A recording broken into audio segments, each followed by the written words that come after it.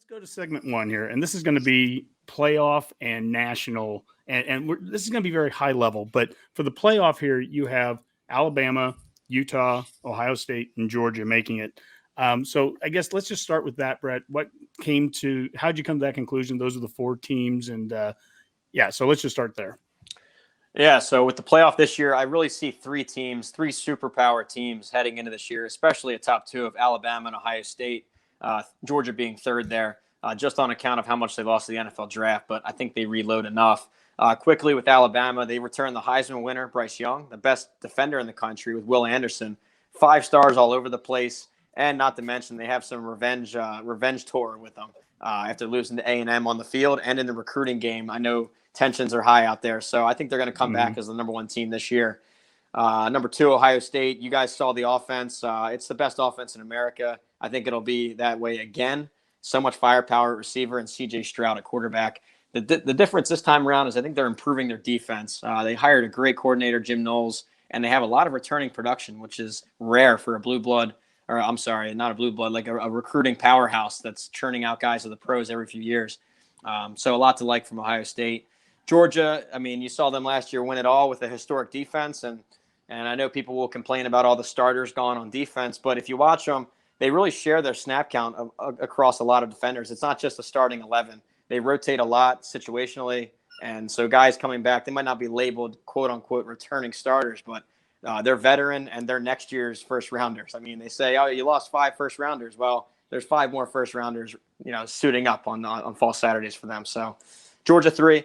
It came down to a wide open 4th spot. I saw that every other magazine and publication out there penciled in Clemson. I'm shying away from Clemson this year for that. Their offense was the worst in the ACC, according to my metrics last year. I watched their spring game. I don't see a quick fix at quarterback. DJU is still overthrowing guys, skipping them in the dirt. I'm not going to trust that Clemson offense this year. I went with Utah. Basically how I arrived at Utah was I needed a conference champion that'll come out of there with 0 or 1 losses out of the ACC, Big 12, or Pac-12. And it turns out that Utah was my best shot at it. They went toe-to-toe with Ohio State last year in the Rose Bowl. After making that quarterback change in week 3, they were playing playoff caliber ball. And, the majority of the roster is back. It's a manageable slate. And I think they go 11-1 and make it. Mm-hmm. Now, I'd be remiss, Brett, if I didn't bring – Dave would kick me if I didn't say it. Last year you had North Carolina in there at number 4. Is this, is Utah, are they the sacrificial lamb? Are they going to – or is this a different number 4 from a year ago? No, it's a good point. And for all the accuracy wins, you got to own up to the losses. And I got to admit, UNC was probably my worst prediction in 10 years. I mean, that was a total flop. It's funny. I still like the logic. If I could rewind to last August, I still liked it on paper. And when I said it, it made sense. The numbers showed it, and they just come out terrible. I mean, it was a terrible team last year. In fact, we have that clip right here. No, I'm just kidding. Hey, you can go fire it off. That's all fair game. But here's how I try and rationalize it. The collateral damage was Clemson. I was the only ones without Clemson, so I guess we all tanked on the ACC pick last year. But with Utah, I was close in 2019. I had Utah to make the playoff. Nobody else had that.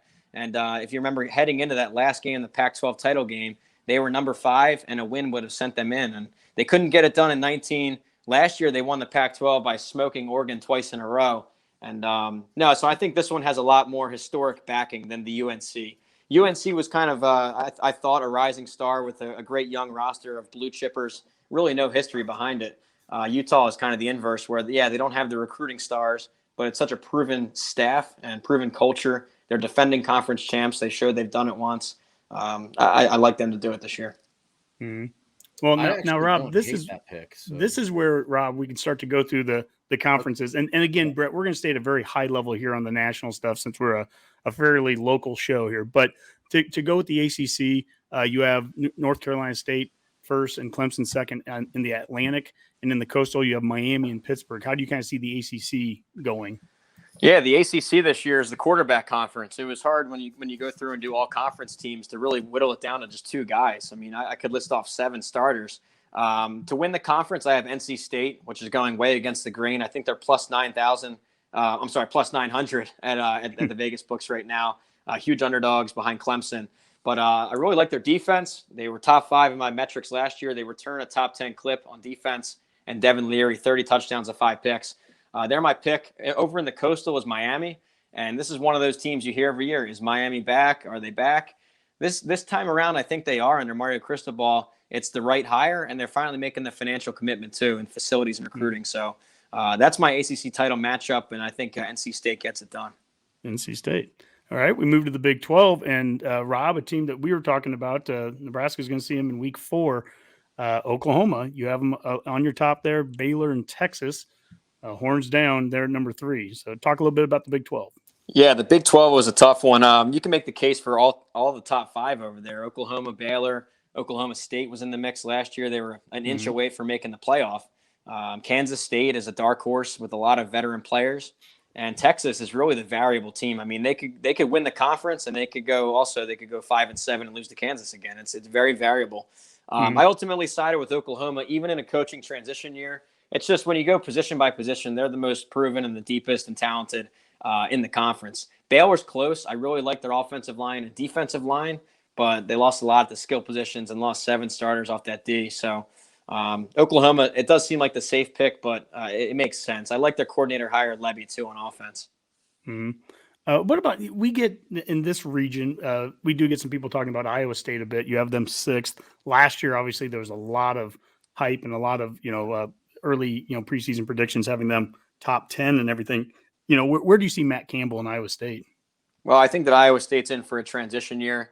And I'll state that by also saying it's incredible how far Matt Campbell's improved Iowa State. Back when I started Pick 6 previews a decade ago, and those first 5 years or so, it was just chalk. You would just put Kansas 10th and Iowa State 9th, and that was it. You didn't have to bat an eye. They're just down there in the cellar. But no, the way that he's turned them into a consistent player in the Big 12 is impressive. And but I think they're in for a transition year. Last year, all the stars aligned with 6-year seniors, 5th-year seniors, and all conference guys, Brock Purdy and Breece Hall. Everything was there, and they just came up short. So now with all that talent gone, I think they're in for a rebuild. Yeah. Rob, do you have anything to say about Texas before I move on? Nothing. I think I've already said what I had to say about Texas. You've said what you're going to say, and for all the viewers, you can see it. Pac-12 in the North, you have Oregon. Cristobal's left, but you still have them at first in the North with Washington right behind them. In the South, you have Utah, of course, who you end up having in the playoff, and then USC and UCLA. Should mention both of our future Big Ten brethren. You have them 1, 2, 3 in the South. So talk a little bit about the Pac-12. Yeah, so we hit on Utah. Over in the North, I think Oregon's the clear favorite over there. And even in a transition year, what's happened with Oregon is they became the number 1 recruiter on the West Coast over the 5-year average for the first time anyone's ever supplanted USC ever out there. So they have the recruits, they have the blue chip talent, and it's been developed pretty well under Cristobal. I know he's gone, but he leaves behind a top-notch offensive line, a tough front 7, and all the skill guys to pick from. Bo Nix transfers in from Auburn. So they're the pick out there. In the South, actually the Vegas favorite to not only win the South, but the conference is USC. I don't buy it. I think that's so much preseason hype. It's out of control. Now, I will say that the traditional logic would be, okay, it'll take 2 or 3 years for a new coach to fix USC. In this transfer portal era, Lincoln Riley has certainly accelerated that. It's all at the receivers and skill positions, though. I think you still got to block and tackle. And they were so poor defensively last year. I don't see an overnight fix on defense. So enough to contend and be close, but no way the overall favorite. Well, to your point, too, about how much things can change from one season to the next with the portal. Here are your first team offense in Pac-12, and the quarterback's Caleb Williams at USC from Oklahoma. You have Jordan Addison, receiver, first team from Pitt, the transfer. So USC immediately, Lincoln Riley's been able to step in there and at least bring in some talent that right off the start is going to be, tops in the conference. Yeah, it's true. I mean, they have a ton of offensive firepower. That goes without saying. It's proven guys.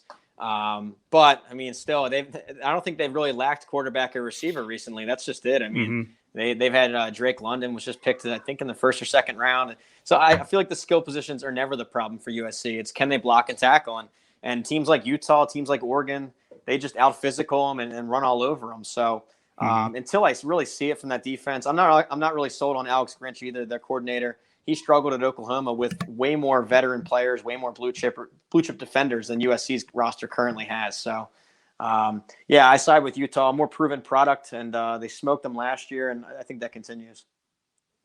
All right, and we finish up with the SEC. In the West, you have Alabama first, A&M second. In the East, you have Georgia first, and then Tennessee second. It's interesting.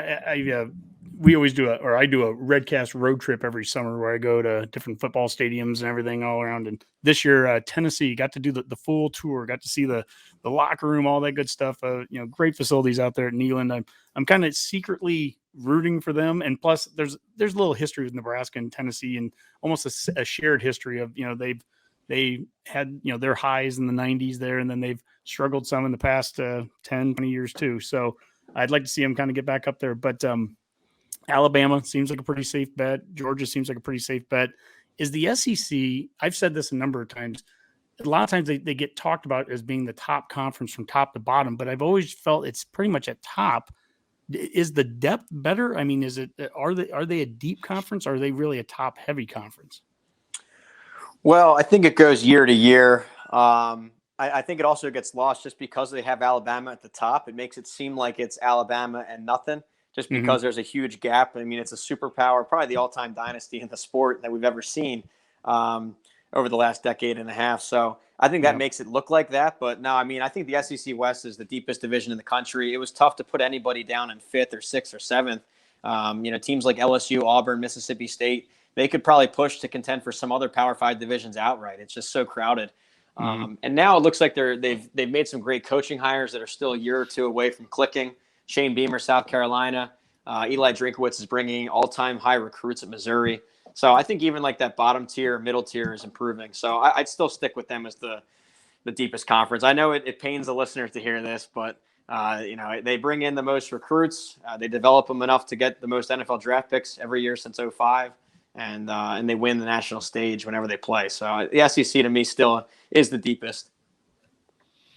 I do have one question about one SEC team, and I don't want to get too specific, but I see a lot of people saying that Arkansas could kind of shock a lot of people this year. What's your view on them? Yeah, so I thought that I had them really high coming in. I have them 3rd in the West, and then it turns out that's kind of consensus. So I keep my blinders on until I hit publish. So I'm always shocked to see how everyone else arrives at their conclusions. But yeah, I think everyone else is pretty high on Arkansas too. I think it's for real. And I was down there at a game in Fayetteville in 2019, and it was just it was pretty depressing. Auburn put up 55 points on them. The town was empty. But I remember thinking and talking to fans, thinking they deserve better. And it happened a lot quicker than I thought with Sam Pittman. Great personality. He made great coordinator hires with Barry Odom on defense, Kendall Browse on offense.